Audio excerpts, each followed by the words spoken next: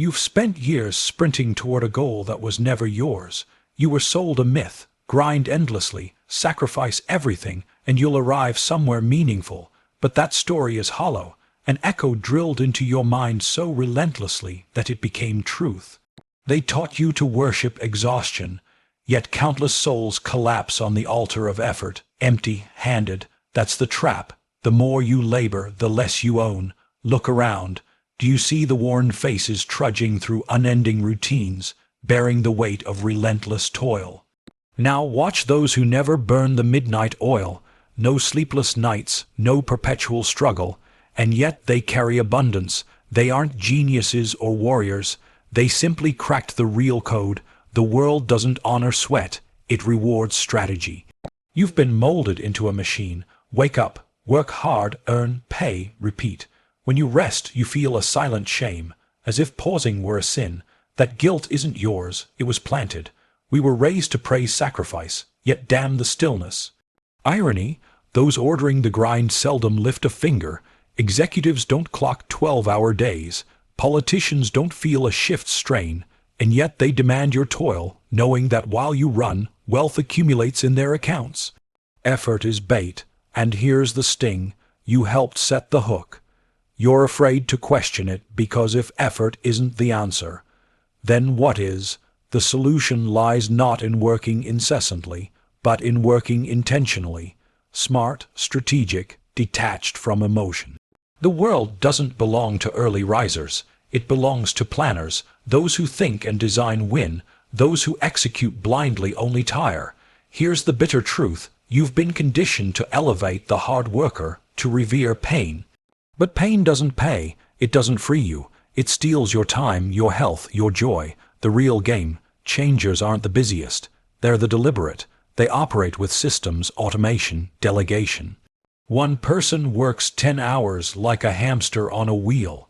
Another works 3, but they engineered that outcome. Yet society honors the wheels, spinners. The bloodied collars get praise, not the architects of efficiency. And even if your position vanishes tomorrow, the cogs keep spinning. Your labor is replaceable, so why stay trapped in the myth of noble suffering? Smart work isn't laziness, it's intentional constraint. It's saying no to noise, yes to leverage. It's treating time like capital and actions like high-yield signals. Every minute wasted on distractions is value drained. If 80% of your effort yields 20% of results, why waste the other 80%? Now imagine two people. One consumes every hour with repetitive tasks until collapse. The other designs a workflow, delegates, automates, and walks away with results and leisure. Who's ahead? Society applauds exhaustion, but evolution honors efficiency. Ask yourself, has the grind gotten you closer to your dream, or just buried you deeper in obligations? You were trained to obey the merit story.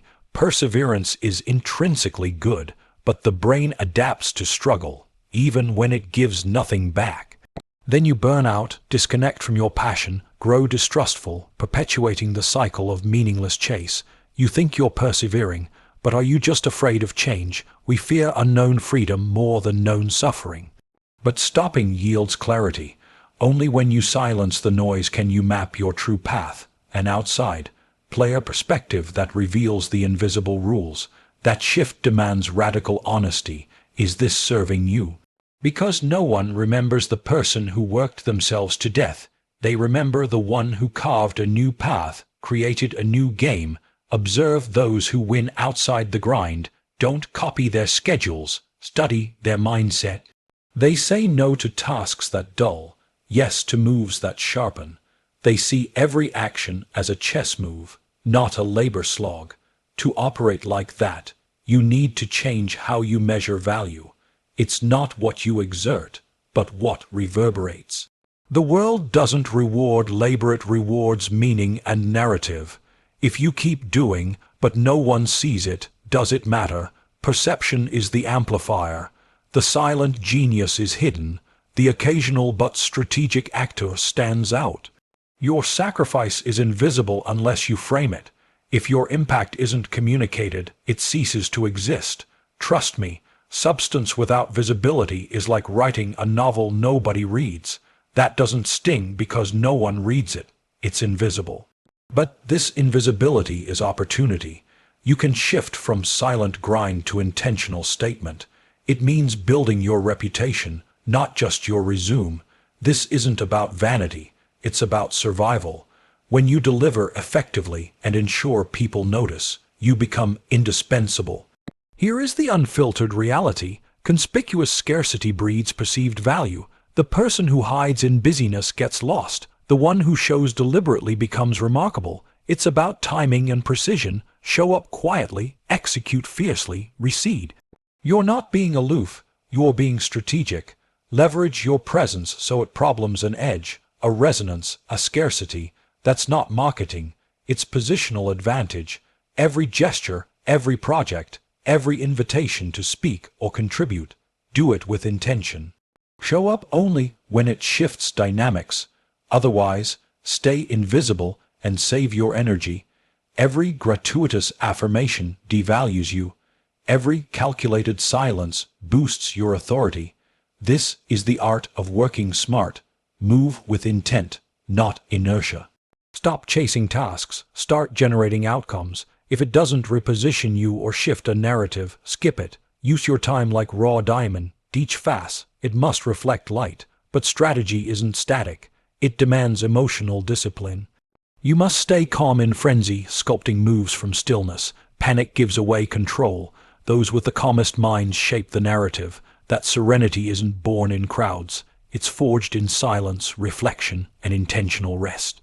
Yes, rest is part of the system, not as reward but as recalibration. But guilt tells you rest is waste, so you fake it. Glued to your phone, filling pauses with noise. That's not restoration. True rest restores your brain's capacity to strategize.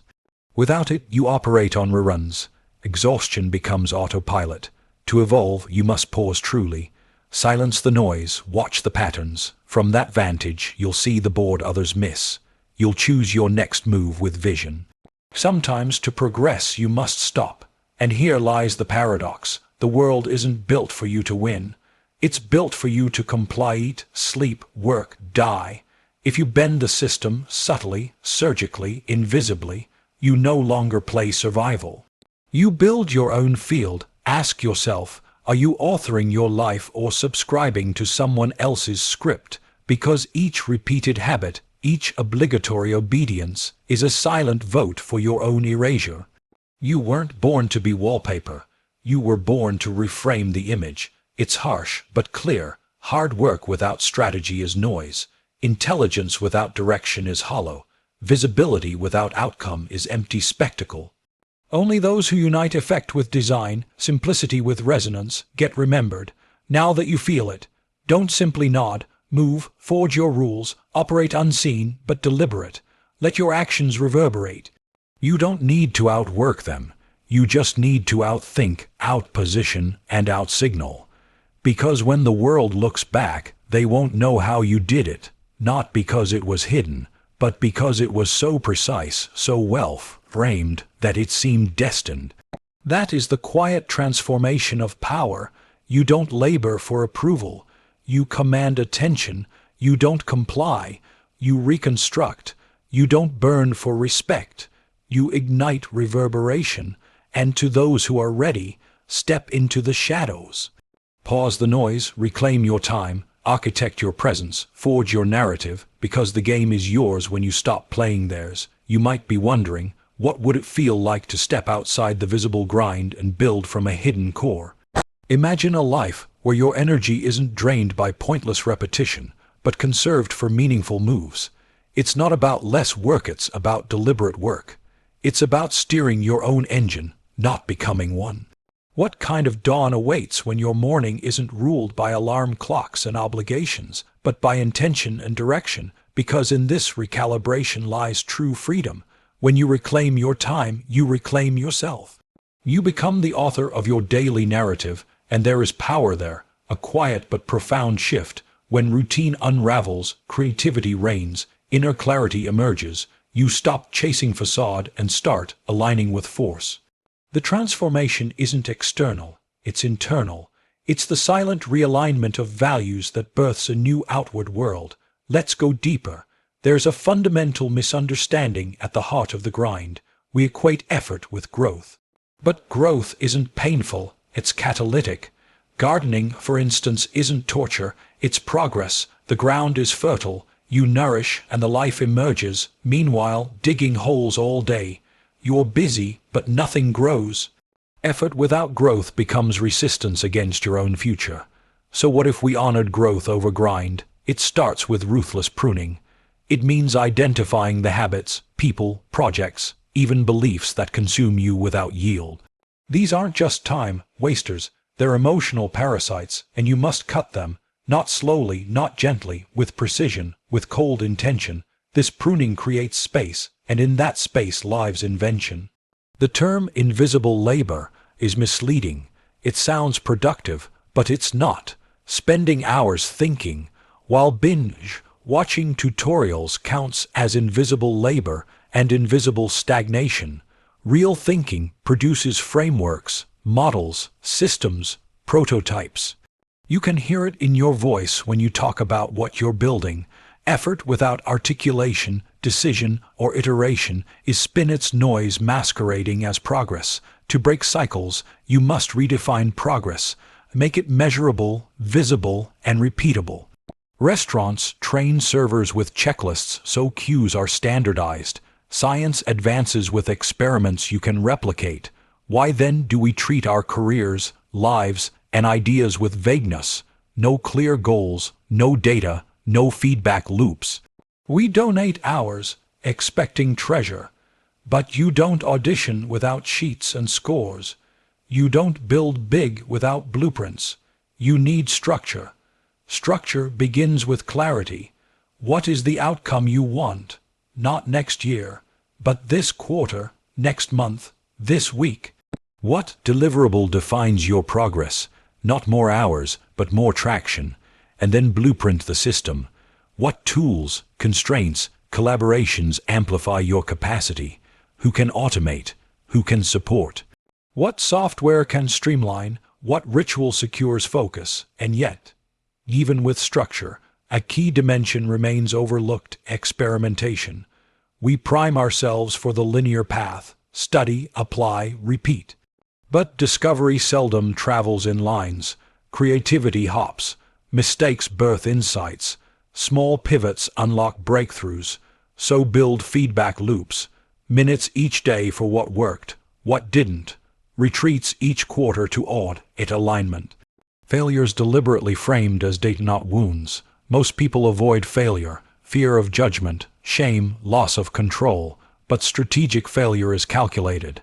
It's the investment you always hoped you'd never need to make. You fail to learn faster than you can succeed. You treat it like a tax, not a catastrophe. That mindset means you don't cling to ideas. You test them hard and let the results speak. You hold concepts lightly and possibilities tightly. Now, what about identity? We worship identity elusively. I am a hard worker. I am loyal. But those identities enslave you. I've seen people sacrifice alignment because I believe in loyalty above all. But unless your loyalty is reciprocated, that identity becomes a leash. You must rethink who I am weekly. What identity empowers me right now? The strategist, the clarifier, the innovator, the boundary setter, the amplifier, not because they feed your ego, but because they forward your impact. And here comes a realignment of self. What if every morning, before other voices arrive, you ask, who do I need to be today? Because the real power isn't doing, it's becoming. Becoming the person who makes systems, not systems that make you. Each choice shapes your neural architecture, your very potential. So choose to think like an architect, not an operative. Choose to feel intelligence as calm, not anxious. Choose to see power as silent rather than loud. Crucially, this shift is social. Your environment is magnetized to the old model. Hustle visible, rest invisible. Rest looks slack, strategy looks passive. Innovation looks lazy until impact appears. So we camouflage our methods. We still post endless graphs of busyness. We work in chunks disguised as sprints. We set visible boundary lines like I'm offline Saturday, while behind it we engineer growth systems. You aren't hiding laziness. You're hiding strategy in plain sight. That's your choice. Be public with noise or stealth with intelligence, because the crowd judges by surface. But history remembers the few who worked in shadows and struck in signal. They invented legendary movements, ran companies, authored books, while the majority applauded the busy bees. But how does one start? You need a ritual, a weekly strategy session, a space with no email allowed, no social media. Each session begins with honesty. What did I invest time in last week? And how much did it move the needle? You gather metrics, reflect on missteps, envision next moves. That ritual is your guardrail. It elevates you from autopilot to architect. Next, build a small system, task triage. Each task gets evaluated. Does it amplify my capacity, connect to the bigger goal, deserve my presence, or should I delegate/deflect? Tasks should flow through the lens of, am I the right person for this? Follow-up tasks would only come to you after that question. Let's talk delegation, one of the most uncomfortable but essential skills. Delegation is not shirking responsibility, it's multiplying it. But to do that, you need vocabulary. You must clearly describe what you need, outline outcome metrics, set checkpoints for feedback, and withdraw trust only if results don't follow. That creates leverage. Do one fewer repetitive thing and gain many amplifying outcomes. What about automation next? We have digital assistants, scheduling tools, email script template, yet few use them fully. Each email you rewrite is a moment of value lost. Pay once to write templates and reuse them thousands of times. Use auto-responders with decision logic. Funnel workflows into systems where possible. If a task can speak to a machine, let it. This frees you for the tasks that need your silent intelligence. But what of strategy beyond the internal? Your external network also demands calibration. You need allies who understand your silent game. Not because they want you to overperform, they need you to be novel. So choose collaborators who respect strategic absence and presence. Look for people who gauge results, not hours. Be discerning, because if you go to a noise-based ecosystem, you will be dragged to noise. In that environment, position yourself, create signature moves, a weekly insight email, a monthly workshop, a podcast episode, not again, but each time with new patterns, fresh lenses. These are your public signal bursts. Each one reframes how others see you, not as busy, but as thoughtful, not as present always, but as powerful when you are present. But public moves without private structure collapse. You output, but don't scale. So pair each public effort with a private system. Each content is a byproduct of your weekly session. Each meeting builds on your strategy. Each collaboration forms a network loop of meaningful interactions, not just social noise. To support energy for this, you need rest as structural strategy. You schedule micro-rest throughout the day, walking, reading, breathing. You budget macro-rest, weekends off with no screens. In rest, your mind rebuilds frameworks, forges connections, sets intuition ablaze. Rest isn't optional. It's part of productivity chemistry. Without cycles of effort and rest, you degrade into burnout bots. We must also refine emotional intelligence. Your brain wants intensity, but your life needs equanimity. Emotional hijacks cost energy and push you toward reactive behavior. Learn to pace your emotions, detect overwhelm and press pause, build signals. If your chest tightens, you meditate. If your mouth clenches, you speak later. These are not weakness, they are calibration. You become a vessel for strategy, not a vessel for chaos. And what about adaptation? Strategy without adjustment becomes brittle. So build learning systems. Reflect, iterate, improve. Digest feedback from trusted circles. Use data tracking KPI, community sentiment, productivity logs. Let objective insight refine your plan. That means your strategy is not static. It's living, evolving with experience. Alongside adaptation is silence. Aloud we talk about hustle. Silence we treat as code. In meetings, your role shifts from doer to listener. When you speak, you deliberately shift the conversation. Each contribution recalibrates the direction. That's control, that's influence, that's presence without noise. There is also legacy to consider. When you're invisible in strategy, how do people remember you? Not by constant presence, but by catalytic impact. You shape other people's thoughts, guide their behavior, influence their growth. You are a whirlpool in the lake, not a ripple. To build that legacy, you craft artifacts, essays, videos, frameworks. But again, each one is born from design, not drift. That's why you scaffold content before making it. That's why each artifact is curated. Not many, but memorable. Because our minds recall peaks and stories, not everything. Humans don't archive chronic hustle. They archive signature moments. That also demands discipline in creativity. You can't wait for muse. You design creative space 55 minutes on, 5 minutes off. You restrict distractions. You prime your environment for concentration. You tell your mind, I build now. And then you build. Photograph your idea, sketch it, type it, rehearse it, polish it publicly. Each move is a brick. Then you stop, go rest, return to finish. This process is why the strategist rarely screams on stage. They whisper through their system. Their public bursts matter because they are amplified by architecture, and when the moment demands presence, they deliver with an economy of words and a precision of insight, because they've already modeled the signal in private.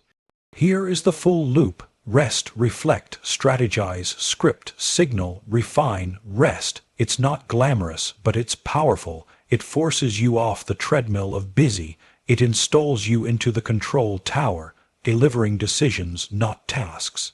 Now, what about identity once more? Because the world has a way of pulling you back into grind, and if you lose your guard, the habit returns. So anchor yourself daily, a mantra, a vision question. Today I build clarity. Today I think 3 moves ahead. Today I position, not produce. These small rituals keep you out of the flow and inside the mind. And these rituals need community, not fans, not followers, a strategic circle, people who respect the quiet game, who mirror your mindset. Who can say, I saw that rest pay off? Who can celebrate your calm moves? Who ask, what's your signal next week? They are your bastion of support when you shutter visibility to focus, and when you show again. Your network becomes a grid that amplifies your signal. And because each of them operates with a semblance of strategy, your presence isn't diluted, it's magnified.